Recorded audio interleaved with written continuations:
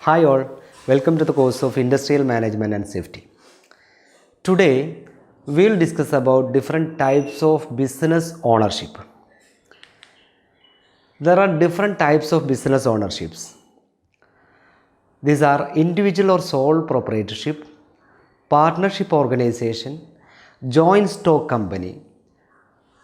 Again, these joint stock companies are classified into private limited company, public limited company, then cooperative society. In this session, we will discuss about individual or sole proprietorship and partnership organization. Let us see individual or sole proprietorship.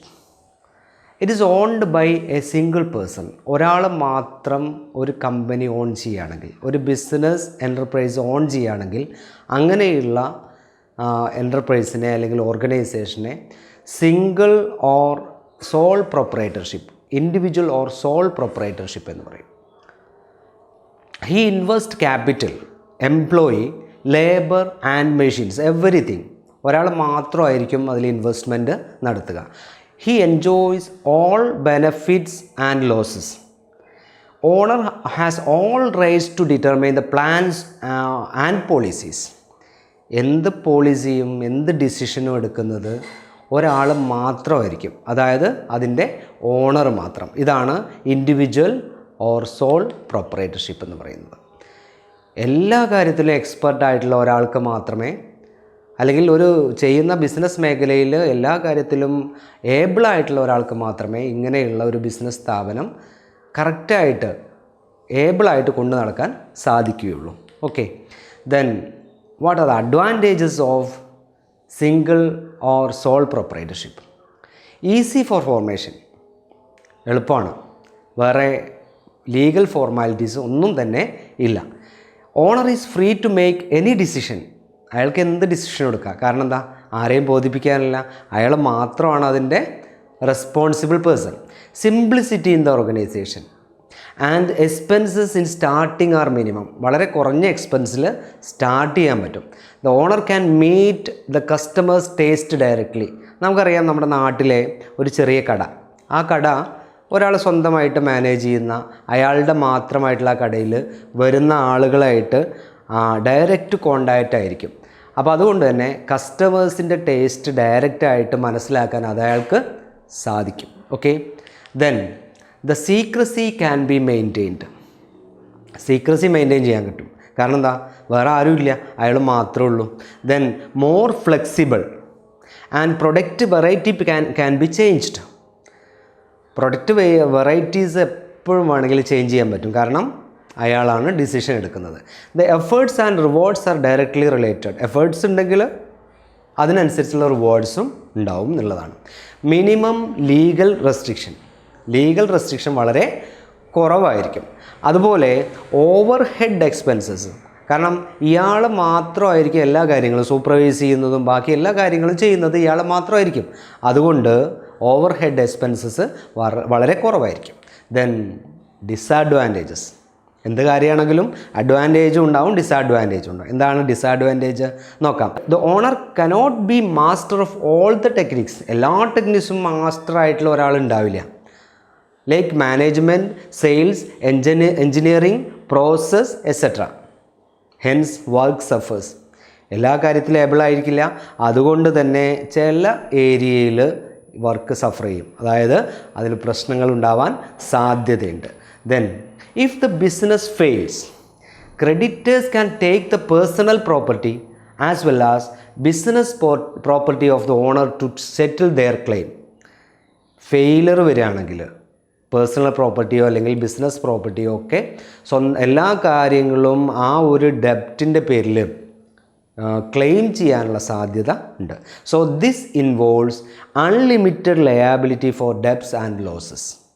Liability ഒരാളെ സംബന്ധിച്ചിടത്തോളം വലിയ ഒരു ഡെപ്റ്റ് ആയിരിക്കും, അല്ലെങ്കിൽ loss ആവാൻ സാധ്യതയുണ്ട്. The capital is limited.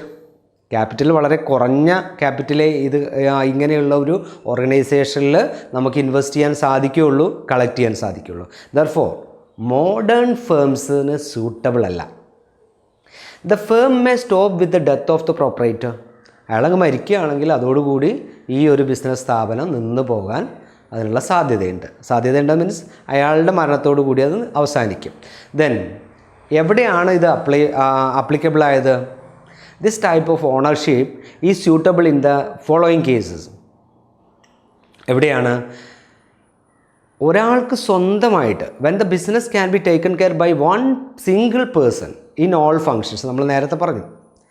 Then enterprises requiring small capital, ചെറിയ capital investment ആവശ്യമുള്ള enterprises. Four business which don't involve high risk or failure, വലിയ റിസ്ക്കും ഫെയിലിയർ സാധ്യത വളരെ കുറവുമുള്ള ബിസിനസ് സ്ഥാപനങ്ങൾ ഇങ്ങനെയുള്ള രൂപത്തിൽ നമുക്ക് സ്റ്റാർട്ട് ചെയ്യാൻ സാധിക്കും. Example, starting A printing press, auto repair shop, small fabrication or engineering industry, would working shop, ഇങ്ങനെയുള്ള സ്ഥാപനങ്ങളൊക്കെ നമുക്ക് ഒരാൾക്ക് മാത്രമായിട്ട് സ്റ്റാർട്ട് ചെയ്യാൻ പറ്റും. Then partnership organisation.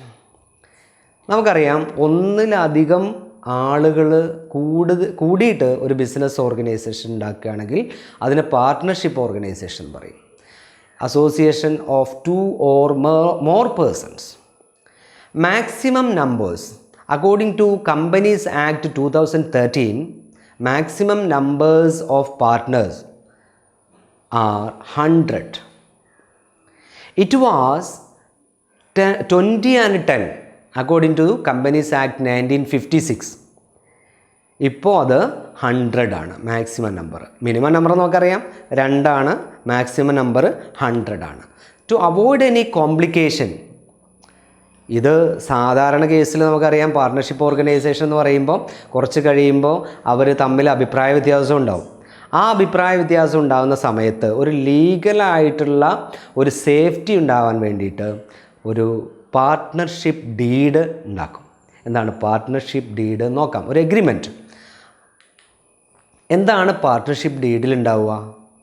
Name of the firm, name of the business, date of starting business, money contributed by each partner, allotment of management functions among partners, salary if any allowed to manage partners, rate of interest on capital invested, the basis for introduction of any new partner. ഇത്രയും കാര്യങ്ങൾ അടങ്ങിയിട്ടുള്ള ഒരു partnership deed ഇവർ തമ്മിൽ എഴുതിയുണ്ടാക്കും. Then let us discuss about different kinds of partners. First one, active partner. Take active part in the management. മാനേജ്മെൻറ്റിൽ ആക്റ്റീവായിട്ട് കാര്യങ്ങൾ ചെയ്യാൻ പറ്റുന്ന പാർട്ട്നേഴ്സിനെ നമ്മൾ ആക്റ്റീവ് പാർട്ട്നേഴ്സ് എന്ന് പറയും. Then second one, sleeping partners. No active part but invest their money. Cash invest ചെയ്യും, പക്ഷേ മാനേജ്മെൻറ്റിൽ ആക്റ്റീവായിട്ട് പങ്കെടുക്കുകയൊന്നുമില്ല. അങ്ങനെയുള്ള പാർട്ട്നേഴ്സിനെ സ്ലീപ്പിംഗ് പാർട്ട്നേഴ്സ് എന്ന് പറയും. നമുക്ക് അങ്ങനെയുള്ള ഒരുപാട് ആളുകളെ പരിചയം ഉണ്ടാവും അല്ലേ? നമ്മൾ ക്യാഷ് ഇത്ര വേണമെങ്കിലും ഇൻവെസ്റ്റ് ചെയ്യാം, പക്ഷേ ആ വഴിക്ക് നമ്മൾ വരില്ല എന്ന് പറയുന്ന partners. Then nominal partners. Lend their reputed name for the companies product or service. Like അവർ ഫിലിം സ്റ്റാർസ്, നമ്മുടെ സിനിമാ താരങ്ങളെ പോലെ അവരെ പേര് വെച്ചിട്ട് അവരെ നമ്മൾ പാർട്ട്ണറാക്കും, പക്ഷേ അവരെ പേര് മാത്രമേ തരുള്ളൂ, ക്യാഷ് ഇൻവെസ്റ്റ് ചെയ്യില്ല. പക്ഷേ ആ റെപ്യൂട്ടേഷൻ ഉപയോഗിച്ചിട്ട് നമ്മളെ ബിസിനസ് ഗ്രോ ചെയ്യാൻ സാധിക്കും. അങ്ങനെയുള്ള പാർട്ട്നേഴ്സിനെയാണ് നോമിനൽ പാർട്ട്നേഴ്സ് എന്ന് പറയുന്നത്. Then secret partners. Take part in to the management secretly. അവർ പാർട്ട്ണറാണോ എന്ന് ആർക്കും അറിയില്ല, സീക്രട്ട് ആയിരിക്കും. അങ്ങനെയുള്ള പാർട്ട്നേഴ്സിനെ സീക്രട്ട് പാർട്ട്നേഴ്സ് എന്ന് പറയും. Then minor partners. എന്താണ് minor partners? Who has not attained the age of 18 years. 18 years ആയിട്ടില്ലാത്ത പാർട്ട്നേഴ്സ് ഉണ്ടെങ്കിൽ അവരെ മൈനർ പാർട്ട്നേഴ്സ് എന്ന് പറയും. Then general partners. എന്താണ് ജനറൽ പാർട്ട്നേഴ്സ്?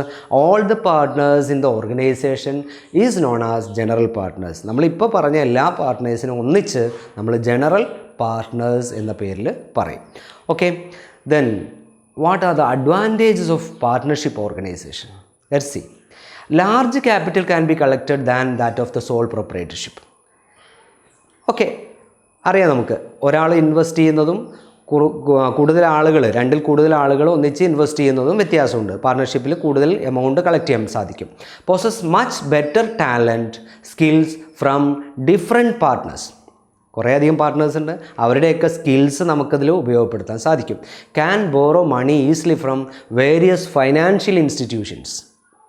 ബാങ്കിങ് സ്ഥാപനങ്ങളൊക്കെ കൂടുതലായിട്ട് എമൗണ്ട് ഇവർക്ക് കൊടുക്കാൻ സാധ്യതയുണ്ട്. കാരണം ഇത്രയും ആൾക്കാർ കൂടിയൊരു ബിസിനസ്സാണ്, ഇവരിൽ വിശ്വാസ്യതയുള്ള ആൾക്കാരുണ്ട്, അവരെ കണ്ടുകൊണ്ട് ഈ ബാങ്ക് എമൗണ്ട് കൊടുക്കാൻ സാധ്യതയുണ്ട്. Then incentive for success is high. ഈ ഒരു ബിസിനസ് ഓർഗനൈസേഷൻ സക്സീഡ് ചെയ്യുകയാണെങ്കിൽ, വിജയിക്കുകയാണെങ്കിൽ അതിൽ നിന്ന് കിട്ടുന്ന ഇൻസെൻറ്റീവ് ഹൈ ആയിരിക്കും. കാരണം കൂടുതൽ ക്യാപിറ്റൽ ഇൻവെസ്റ്റ്മെൻ്റ് ഉണ്ട്, അതുകൊണ്ട് തന്നെ പ്രോഫിറ്റും കൂടുതലായിരിക്കും. Partnership associates tax advantage with. ഇങ്ങനെയുള്ള പാർട്ട്ണർഷിപ്പ് ഓർഗനൈസേഷന് ടാക്സ് അഡ്വാൻറ്റേജ് ലഭിക്കും. Not subject to strict government supervision. For all losses there are more than one person to share. ഒന്നിലധികം പേഴ്സൺസ് ഷെയർ ചെയ്യാനുണ്ട്. Then disadvantages of partnership organisation. Mistake of one partner big loss to all the partners. ഒരാൾക്ക് എന്തെങ്കിലും mistake പറ്റിയിട്ടുണ്ടെങ്കിൽ ഒരാളുടെ കാരണം കൊണ്ട് ചിലപ്പോൾ ബിസിനസ്സിൽ മൊത്തം ബാധിക്കാൻ സാധ്യതയുണ്ട്.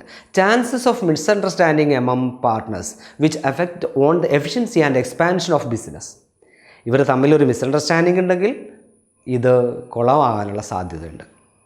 ഇവർ തമ്മിൽ ഉള്ളൊരു പ്രശ്നമുണ്ടെങ്കിൽ, ഇവർ തമ്മിലൊരു മിസ്അണ്ടർസ്റ്റാൻഡിങ് ഉണ്ടെങ്കിൽ ഈ ഒരു പാർട്ട്ണർഷിപ്പ് അത് അവസാനിക്കാൻ സാധ്യതയുണ്ട്. ബിസിനസ് എന്താ പറയുക, ഫെയിലാവാൻ സാധ്യതയുണ്ട്.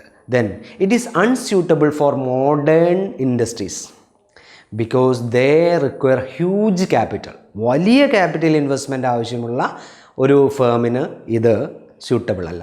Investors and lenders hesitate to provide money because of lack of stability of partnership. അങ്ങനെയുണ്ട്. ചില ഇൻവെസ്റ്റ്മെൻറ്റ് സ്ഥാപനങ്ങൾ ഇവരിലേക്ക് ക്യാഷ് കൊടുക്കാൻ വിമുഖത കാണിക്കുക. എന്താണെന്ന് വെച്ചാൽ വലിയ പലതരത്തിലുള്ള ആളുകൾ ഒന്നിച്ച് ചേർന്നത് ഉണ്ടാക്കിയിട്ടുള്ള ഒരു പാർട്ട്ണർഷിപ്പ് ഫേം ആയതുകൊണ്ട് ഇങ്ങനെയും ഒരു സാധ്യതയുണ്ട്. Then application. Medium engineering firms, law firms, cinema theaters, educational institutions, medical clinics, retail traders. So in this session we have discussed about different types of business organization. Then we have discussed about individual or sole proprietorship.